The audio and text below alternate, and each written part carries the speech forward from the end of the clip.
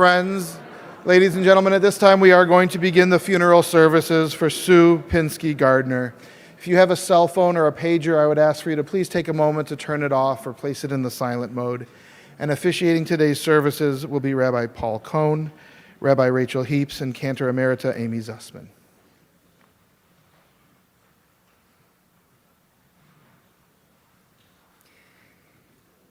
There is a ritual that we perform when we've experienced an immediate loss.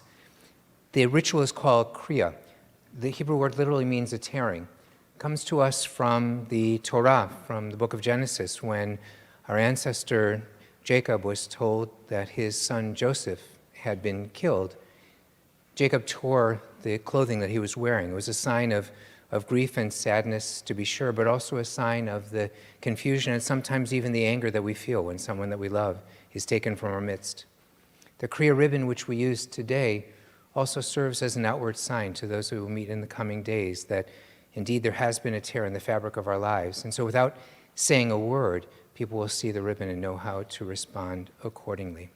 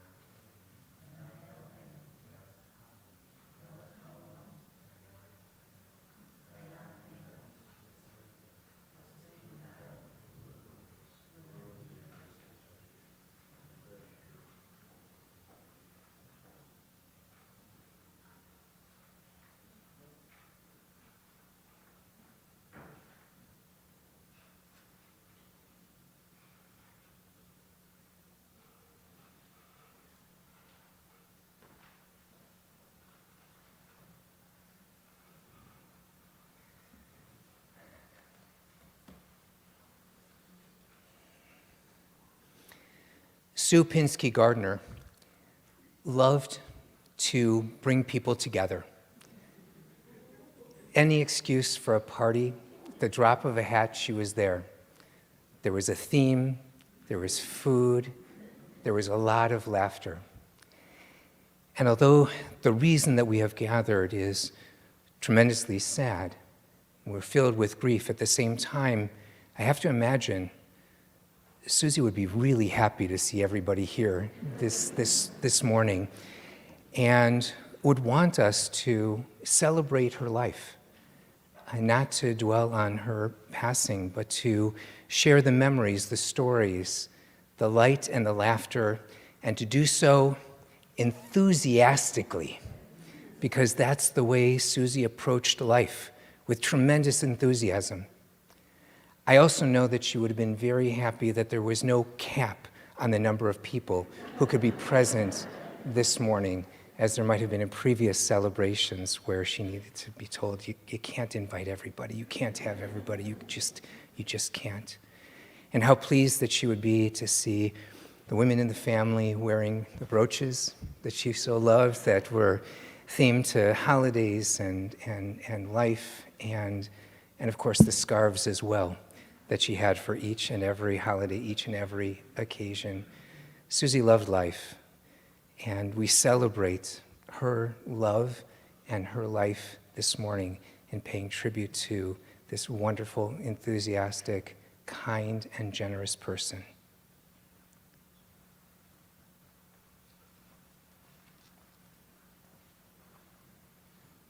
Shiviti Adonai L'negdi tamid ki mimini balemot. Lachen samach libi vayagel kivodi afisari yishkon lavetach. Ki lo tazov nafshi lisho lo titein chasir chalerot shachot todini אורח חיים, אורח חיים, שובע שמחות את פניך, נעימות במנחה נצח. שיביתי אדוני לנגדי תמיד, כי מימיני בא למות.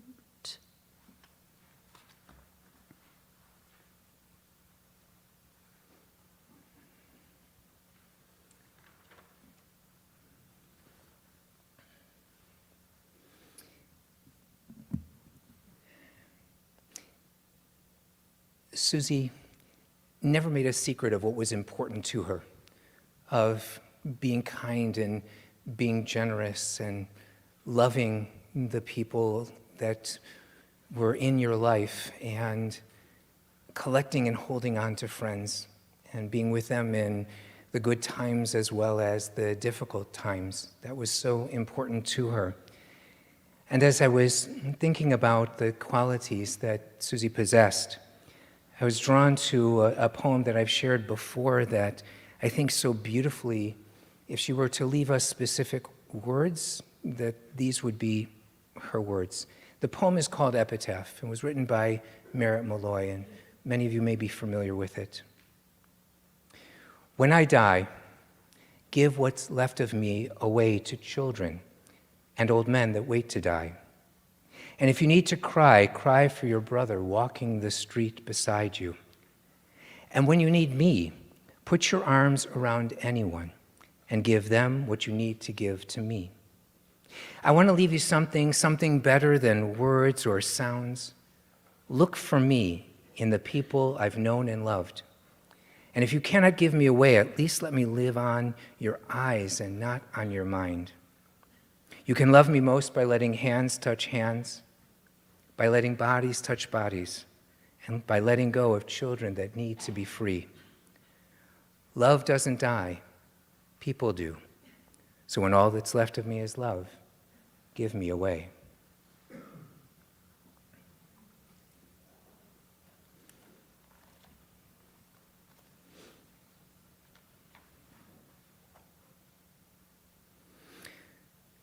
We acknowledge that death has taken our beloved Susie. Our friends grieve in their darkened world, and in their silence there's lamentation. In their tears there is loneliness. Lost in their sorrow, may they find the presence of loving friends. Hear them, O God, and be with them. For Susie's love that united us in life and which death cannot sever. For her companionship that we shared along life's path and which continues through the tenderness of memory. For the gifts of her heart and mind that brought us joy and happiness and is now a precious remembrance. For all these and more, we give our thanks to God. In this time of grief, we listen to the voice of our sacred scriptures that brings us the ever-new message of God's nearness. It teaches us of our kinship with the divine, in light as in darkness, in joy as in sorrow, in life as in death. Psalm 23, the Shepherd's Psalm.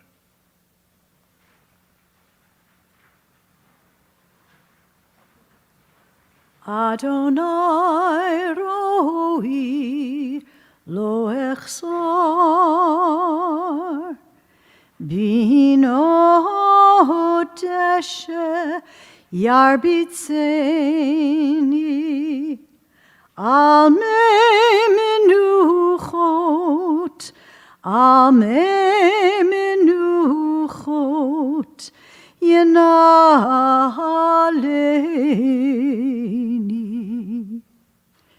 נפשי ישובב, ישובב,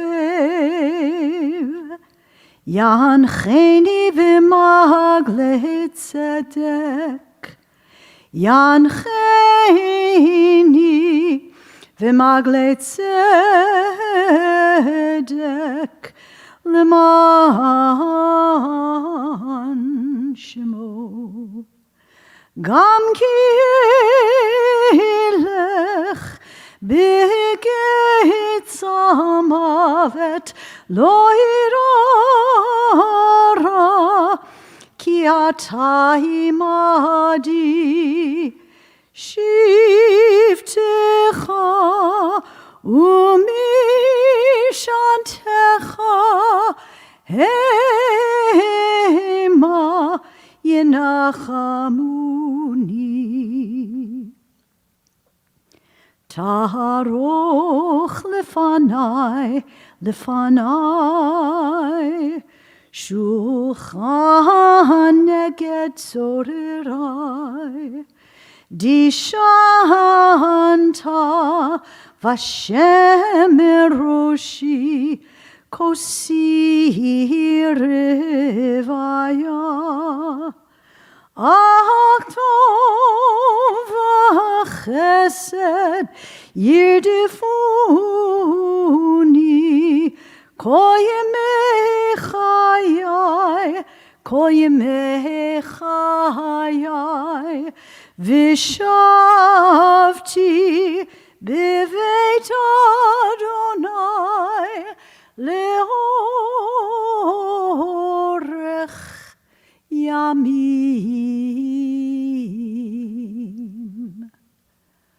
Adonai roi lo echsar. Adonai roi lo echsar.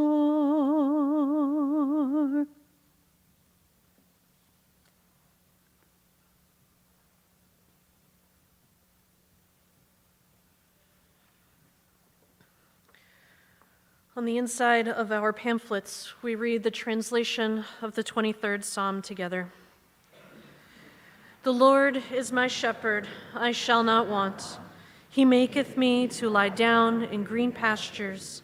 He leadeth me beside the still waters. He restoreth my soul. He leadeth me in the paths of righteousness for his name's sake. Yea, though I walk through the valley of the shadow of death, I will fear no evil, for thou art with me. Thy rod and thy staff, they comfort me. Thou preparest a table before me in the presence of mine enemies. Thou anointest my head with oil, my cup runneth over. Surely goodness and mercy shall follow me all the days of my life, and I will dwell in the house of the Lord forever.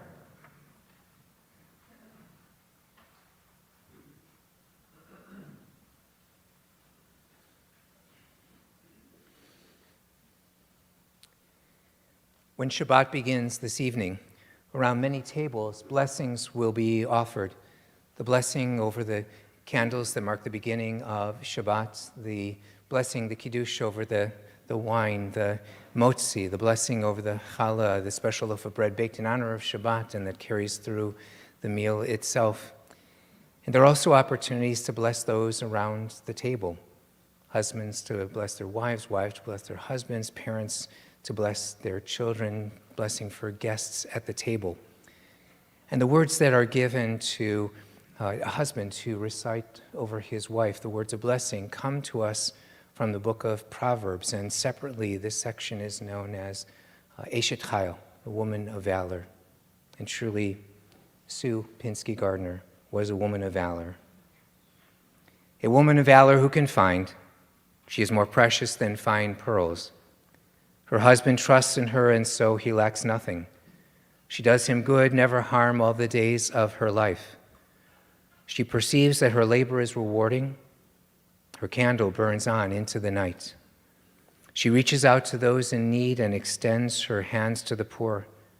She is clothed in strength and dignity, and she faces the future cheerfully. She speaks with wisdom. The law of kindness is on her lips. Her children rise up and bless her. Her husband sings her praises. Many daughters have done valiantly, but you excel them all.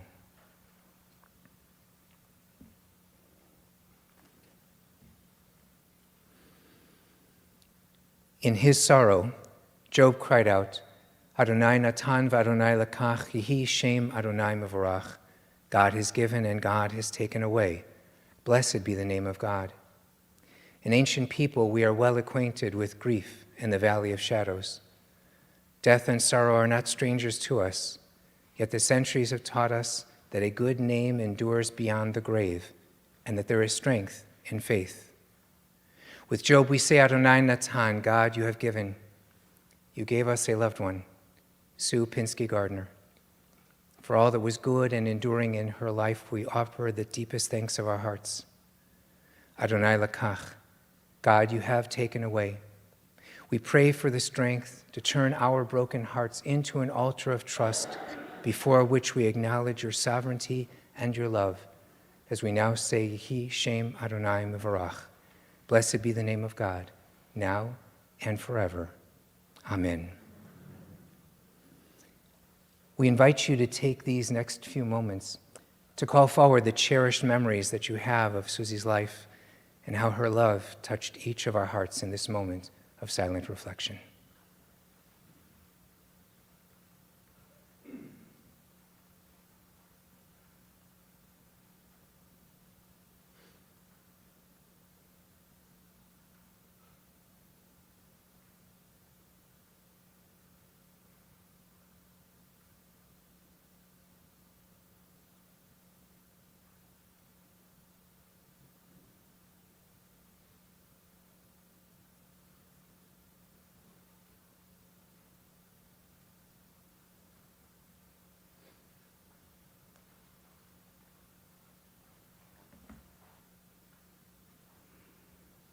May the words of our mouths and the meditations of our hearts be acceptable in your sight, be acceptable in your sight. God,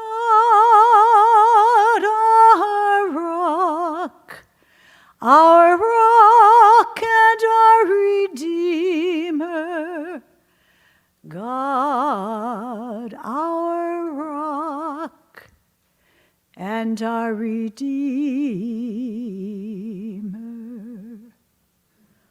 Amen.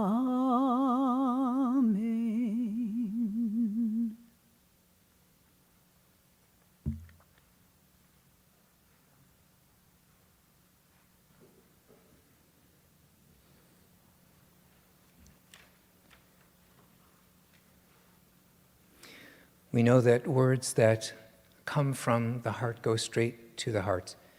And as we continue this celebration of Susie's life, we do so first with the words of her family. We'll hear from her brother Jimmy and then her son Mark.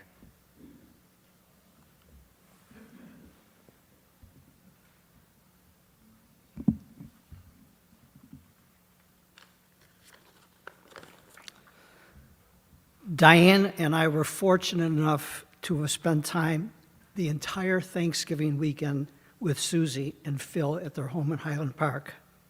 Susie was her usual self, happy, upbeat, funny, and full of life, the way she's been all of her life. After all, Susie had always been blessed with the ability to live happily in the present moment and not let the worries of the past or worries of the future overwhelm her current state of mind. This was her strategy, and it served her very well. Other evidence of a life well-filled, well-lived, was just taking one look at her social calendar. I don't know if you remember, Susie had a calendar on her kitchen wall, not one of these little ones. These are the ones with the big squares, leaving lots of space to write in there. Every space was filled in weeks ahead of time with activities and gatherings, including people to see, places to go, and things to do. Rarely would I see any white space anywhere on her calendar. Each day was booked solid. Her secret, of course, was to live each day to the fullest and to be among friends and family as often as possible. Susie was especially diligent in staying in touch with all of her friends and relatives, whether they lived down the street or in another city. And speaking of friends, Susie had so many of them. She had grammar school friends, high school friends, college friends, work friends, temple friends, 3 different temples, by the way, Florida friends, water aerobic friends. Who has water aerobic friends? Susie did. Book club friends, discussion group friends, and on and on. Her number one asset, in my eyes, was that she was always kind and genuinely interested in other people. She so easily connected with others. It's no wonder that she touched the lives of hundreds, perhaps thousands, of people from all walks of life over the years, forming deep and lasting bonds with many of them. Being extroverted was also a plus for Susie. She had absolutely no problem starting a conversation with total strangers and then finding something in common with them. That was her secret sauce. She also had the ability to always see the good in everyone. In my whole life, I've never heard her utter a harsh word to or about anyone. Negativity had no place in her heart. Susie brought out only the best in people, in both the young and the old. She made each person she met feel valued and important. Susie and her family also gave generously of their time and money, not only to Jewish charitable causes, but also to philanthropic organizations involved in medical research and medical education. In particular, Susie's dedication over the many decades was in the nurturing of Jewish education and Jewish tradition. That actually defined her character and gave her the greatest sense of joy. When she was younger, Friday nights might find her in a nursing home, bringing in the light of Shabbat to those who needed it the most, leading in the singing of Jewish melodies, and singing wasn't her, she probably was a C+ in voice, but singing in Jewish melodies for the residents was a source of comfort for them. Even those battling the shadows of dementia often smiled and attempted to sing along. For Diane and me, the many fond and loving memories of Susie will forever be etched in our hearts. That precious Thanksgiving weekend, just a few short weeks ago, was the last time I saw Susie. What I do remember, though, just before leaving for the airport and saying our goodbyes, was grabbing a mug from Susie's kitchen. She had lots of mugs. I grabbed a random mug and to take a last-minute sip of coffee. What caught my eye, though, was on that coffee mug was inscribed the words, "Making the world a better place since 1942." Obviously, this was a birthday gift from her 80th birthday from one of her friends. I couldn't help but reflect on the profound truth conveyed in that simple statement. Susie did indeed make the world a better place for those of us who had the privilege of knowing her. I will miss my sister dearly.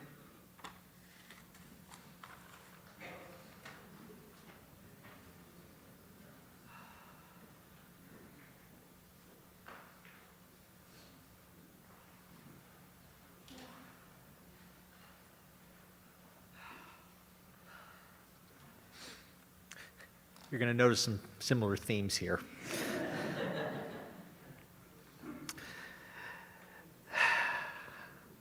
There was a sign that hung in the front hall of our old house in Briarwood Vista. That was a gift from my mom's dear friend, Marcia Schwartz. The sign read in Hebrew, Sora Brana, my mom's Hebrew name. Sora Brana, she speaks with a kind tongue. I always thought that sign perfectly captured the essence of my mother. My mom believed in the best of people and spoke as sweetly about them behind their backs as she did when they were all together. My mom basically lived her entire life in Chicago and the suburbs, moving to whatever area, Garfield Park, Rogers Park, Skokie, Highland Park, and Deerfield, that had the highest concentration of delis. However, my mom didn't think about it that way. Each of these locations was a new place for her to make new friends. My mom used to organize her friends in groups, and I think you've heard a couple of these groups already, but not meant to be exhaustive here. The Indale Manor friends, the Gale School friends, the Sullivan High School friends, the University of Illinois friends, the JCC friends, Steve's Med School friends, Steve's Army friends, the Michael Reese friends, the Briarwood Vista friends, the Sherwood School friends, the Lawrence Lane friends, the Swim Club friends, aforementioned, the Book Club friends, the Florida friends, Phil's Bike Club friends, the Hibernia friends, and probably 10 other groups that I failed to recall. When we threw her 80th birthday party last year, and I limited her, the cruel son that I was, to only 100 friends, that was all the backyard could fit. It was a very, very difficult conversation because Mom did not know what she would be able to tell the other 200 people who she thought would be heartbroken because they couldn't attend. You should know that my mom truly cherished your friendships. Your joys were her joys, and your pain was her pain.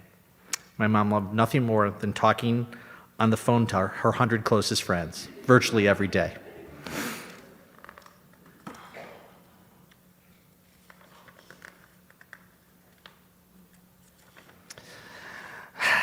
My mom was a world-class early childhood educator. She started working as a summer camp at age 12, and like most of us, decided to do whatever she was doing at age 12 for the rest of her life.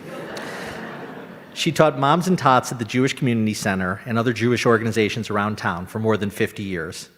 I once calculated that she had probably taught more than 5,000 children in her career, which meant that she had sung head, shoulders, knees, and toes almost 100,000 times. Mom was very proud of the impact that she had on children and viewed it as a privilege that she was able to provide them with some of their first Jewish experiences. My mother was a woman of great faith, strength, and courage. When my father passed away and she became a widow at 61, she didn't ask why or bury herself in grief, but instead was thankful for all the good years and happy years that they had had together. When my mom was diagnosed with leukemia and given a 15% chance to live, she told me that she was going to try her best to beat it, but if she didn't survive, then she had a fantastic life and was grateful for all of her blessings. When she was 50 feet away from people who tragically lost their lives on July 4th at the parade, she didn't dwell on it. In fact, she actually went to a barbecue that night because my mom hated to miss a party. Mom was deeply committed to her family. As a daughter, as a daughter-in-law, as a sister-in-law, as an aunt, as a cousin, as a mother-in-law, as a makatonistum, as a stepmother, stepsister, grandmother, there was nobody who was ever more devoted to her family.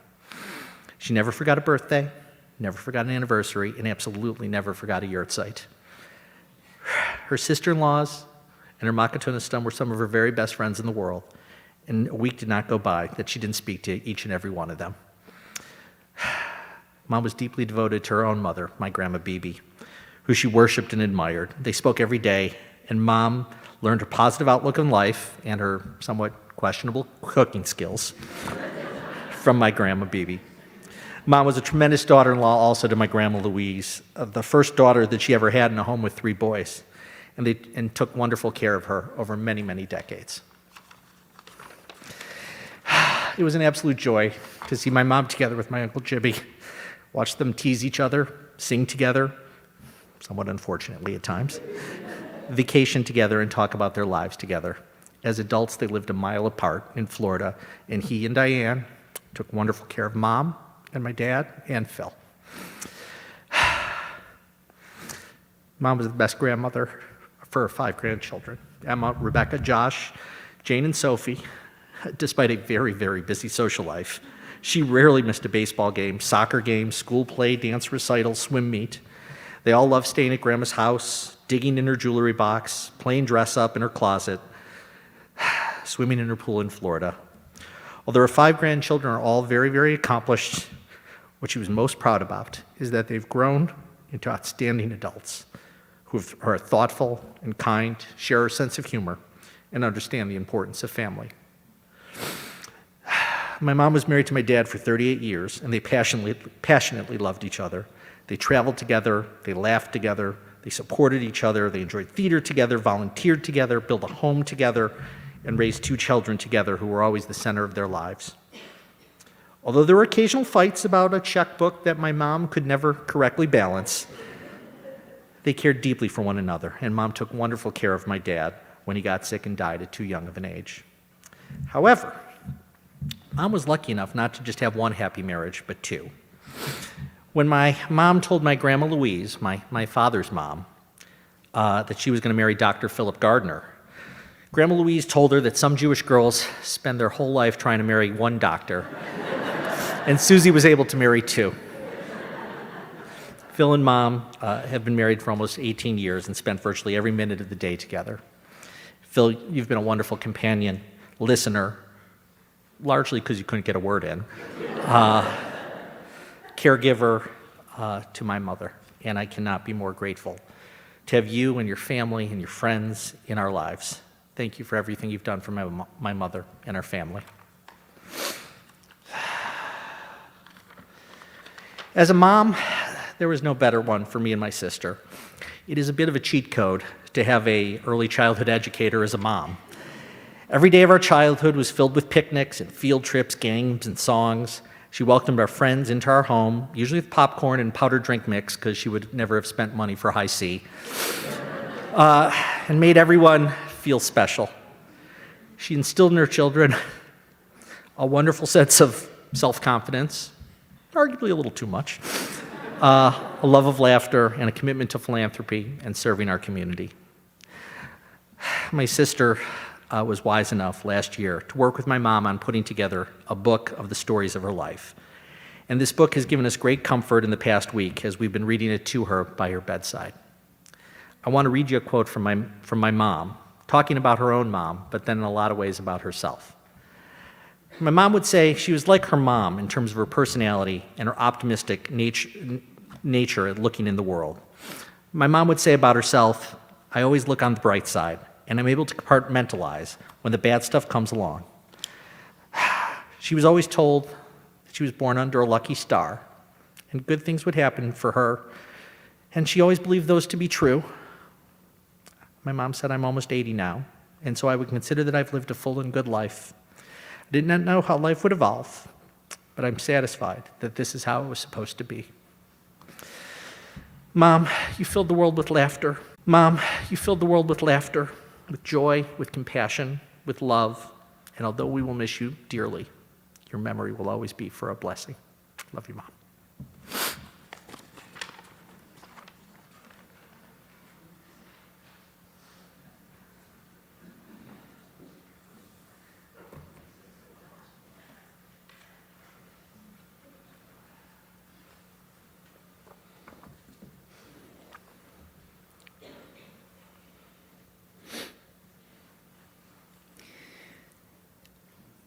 It is written concerning a great Hasidic teacher, when the hour came from Rabbi Elimelech to depart from the world, he placed his hands on the foreheads of his 4 disciples and gave them each a portion of his soul.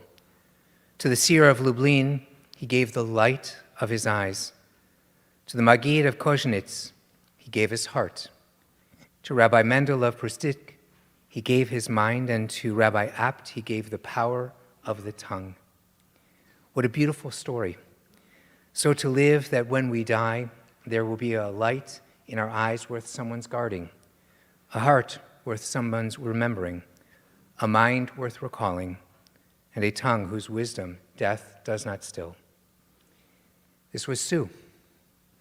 Her inner light brought life and warmth to family and friends. Sue was, as you know, always able to see the good. Her heart was enormous. Her mind was sharp. Her memory was keen. And her tongue shared words of kindness generously throughout her life. Sue's light was first kindled some 81 years ago, born the oldest of two children to Martin and Bertha. Her brother Jimmy soon followed. The family first lived on Chicago's Great West Side. And following the path of Jewish migration, as you've heard, they went from there to Rogers Park, then on to Skokie, and ultimately to the North Shore. Susie was possessed of a creative spirit that would serve her so well as a camp counselor and an early childhood educator. She used her father's dress forms to make costumes for the plays that she would create for her friends. She had such a big heart. She made lifelong friends, as you've heard, from childhood throughout her life and the different groups, the different communities that she formed. She kept every friend she ever made. Sue had a passion for people and for building community. She was the epitome of social. She loved filling her house with family and friends. There was always room at the holiday table or at the countless parties she would throw. Unless somebody else put a cap on that, then there's... Every occasion was an occasion to bring people together. Sue would never leave you and would always be there for you when you were her friend, when you were a part of her circle. Julie shared how incredible it was that Sue was there for her mother when so many were not. The words of kindness, well, they were always on her lips. Sue could talk to anyone, as you've heard, and was not afraid of taking on the lion's share of the conversation. Sue showed up for people when things were tough. And then there was the phone. Sue would always answer the phone, sometimes at great peril. She would answer any call at any time. There was a broken finger, a sprained ankle. In fact, the family was pretty sure that this would be her demise, answering the phone. Her eyes brought forward light. Sue saw the good and maintained a positive outlook throughout her life. And she was the consummate teacher. She loved being a camp counselor, being involved with camp, which began when she was just 12 years old and was plucked by other counselors to help them in leading one of the groups of campers. Sue brought all of this together in what in Musar we call the midah, the spiritual attribute of zirizut, translated sometimes as alacrity, but better translated, I think, as enthusiasm. This was her approach to life. Everything was the best, and she meant it. Indeed, she shared that being enthusiastic is what was so attractive about her to other people. And the reason that she had so many, I think back in the day we would call them gentlemen callers. She would say it wasn't because she was the prettiest or the smartest, but she was the most enthusiastic. Somebody would say something, she'd say, I love that. Take her somewhere, I love here. This is the best. And she meant it. As a camper, she was described as the spark plug of the group. Beautiful. And she wore that with honor.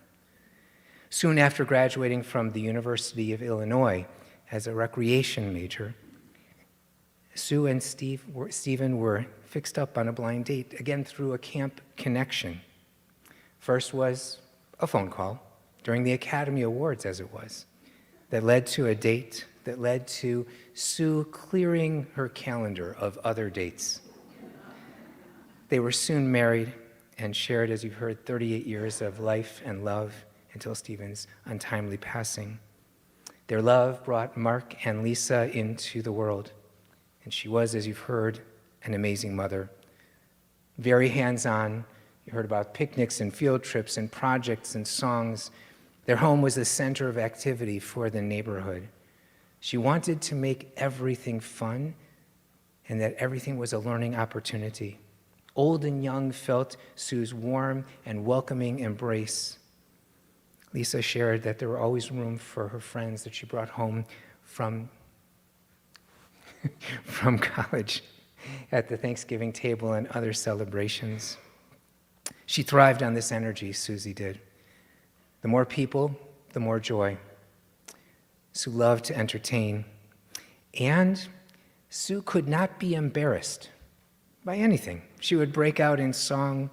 I'm told that she would sing along during services, whether it was the right tune or the right words. She would sing right along here at Temple with a cantor and others who were leading the worship.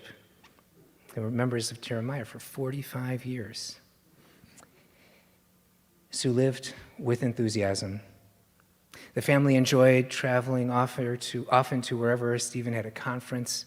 All over the United States and Europe, she explored the world. And Sue was always able to find the Jewish, wherever she was, in museums, places of interest. And words of kindness, they meant deeds of kindness for Susie. She was very generous with her time. She loved her work with 2- and 3-year-olds at the JCC and loved working in the Jewish community and felt that she was giving back after receiving so much. She was very generous with her resources as well, giving to so many causes. Mark commented that there were at least 50 different donations that she was making in the course of a single year. And then there was hands-on, Maut Chitim, Walk for Israel. As you heard, she became a chaplain, volunteering in Jewish skilled nursing facilities, and leading worship there on Friday evenings. Sue rejoiced as Mark brought Lisa into the family, and Lisa brought Jonathan. She embraced them and embraced their families. She was so sensitive to her Machatonim, and then, of course, there were the grandchildren, Emma and her Isabel, Rebecca, Jane, Josh, Sophie. She continued with projects, not just what others might do in simply standing there with grandchildren and braiding the challah. She actually had them making grape juice, getting the grapes together and stomping on them to make the grape juice.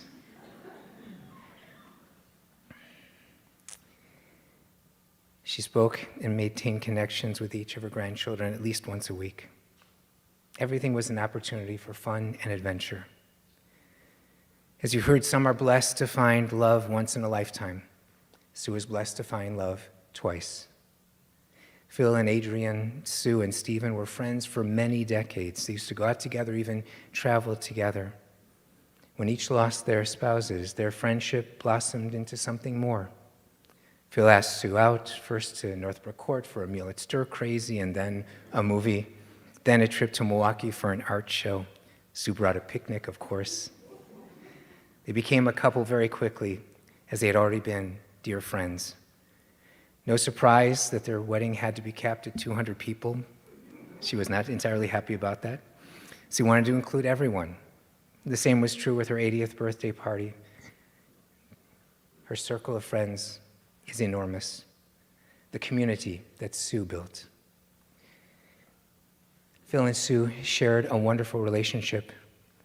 Phil told me that how he would describe an outcome of a conversation. He would say, "We took a vote, and I lost." Their relationship was built on compassion and sharing, embracing two congregations, Temple Jeremiah and Bethel. Theirs was a very happy marriage. Phil's children became hers. His grandchildren became her grandchildren. They shared so much in warmth of her embrace. Susie had a tremendous heart. Her hallmark was compassion. She cared deeply about people, and as you've heard, she remembered every birthday, every anniversary, every yard site. Sue remembered people and wanted to take care of them. She was always adding people that she cared about to our Misha Berach list. There were always at least 4 or 5 people that she was thinking of and praying for their healing. When someone would give her a gift, she would make it a point that every time she saw that person, she would be wearing whatever it was that she had been given. This was a hallmark. She was a natural teacher and a lifelong learner. There were classes at Northwestern, at Temple. She even had a transistor radio that she would put under her pillow at night, listening to WGN to learn and to grow. Sue did not take anything in her life for granted. Sue was grateful for her family, for her friends. As she battled AML, she did so with a positive attitude and a healthy dose of humor. She was grateful and unafraid. As you've heard, she said, "I've had a good life." She understood that profoundly. Fortunately, she exceeded all her doctor's predictions and expectations and shared more time with family and friends. Sue never said no. She always wanted to be a part of what was going on, didn't want to miss anything. Unsurprisingly, Sue was able to spend Thanksgiving, as you've heard, with her whole family. What a wonderful gift that they did not know at the time would be their last best memory of their time with Sue. Sue lived her life with light in her eyes, a heart worth remembering, a mind worth recalling, and a tongue that spoke kindness. May we carry her light in our eyes, cherish and remember her heart that she shared so generously. May we carry on her legacy of teaching and learning, of building community and nurturing our friendships. In this way, Sue Pinsky-Gardner will continue to be a blessing to each of us privileged to be touched by the beauty of her life. And to this let us say, Amen. We invite you to rise as you are able for El Malei Rachamim, the memorial prayer.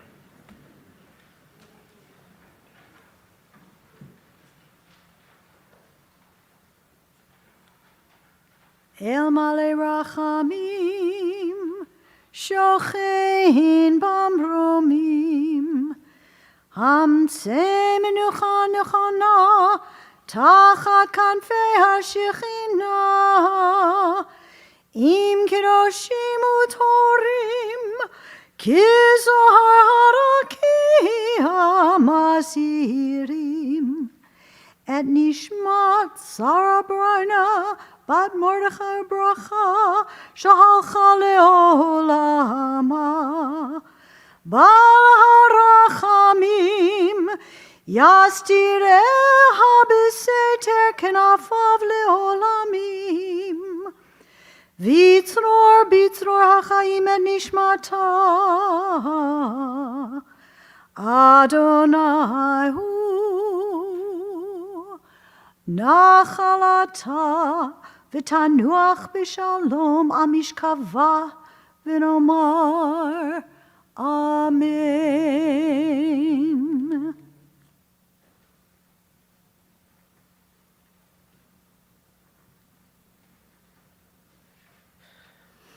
On the inside of our pamphlets, we read the translation of El Malei Rachamim. O God, full of compassion, thou who dwellest on high, grant perfect rest beneath the sheltering wings of thy presence, among the holy and pure who shine as the brightness of the firmament, unto the soul of Sue Pinsky-Gardner, who has gone unto eternity. Lord of mercy, bring her under the cover of thy wings, and let her soul be bound up in the bond of eternal life. Be God's possession, and may her repose be peace. Amen.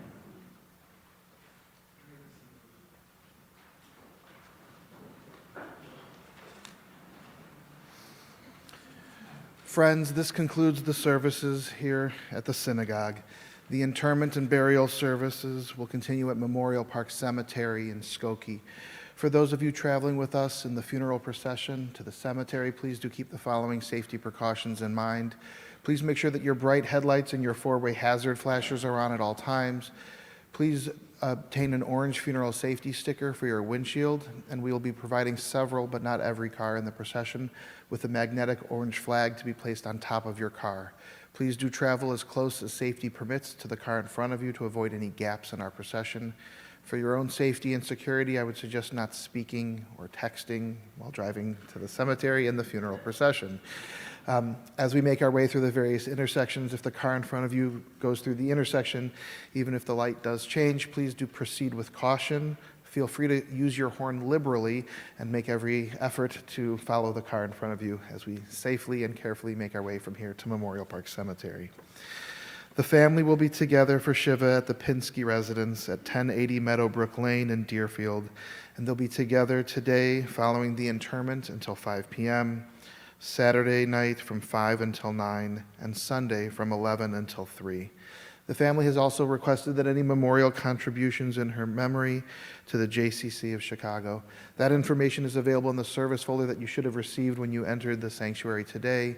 If you did not receive one when you came in, we do have those for you as you leave. And for those of you joining us online, all of that information regarding Shiva and memorial contributions and the Shiva coordinator is also available on our website. The following individuals have been asked to serve as pallbearers: Jonathan Ezrall, Joshua Ezrall, Greg Pinsky, Jeff Rosenzweig, David Tellisman, and Jay Felix. At this time, I would ask everyone to please rise and stand in place. I would ask for the pallbearers to please come forward to my left as we escort the casket, the family, and the clergy from the sanctuary. Thank you.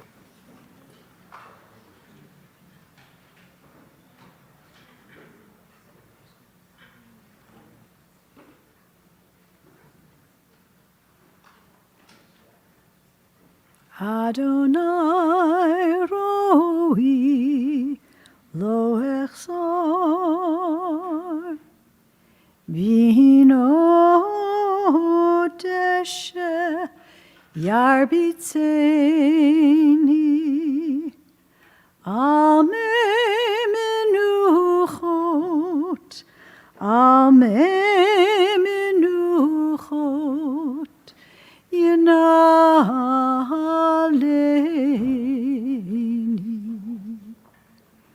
Nafshi shovev, yishovev, yancheni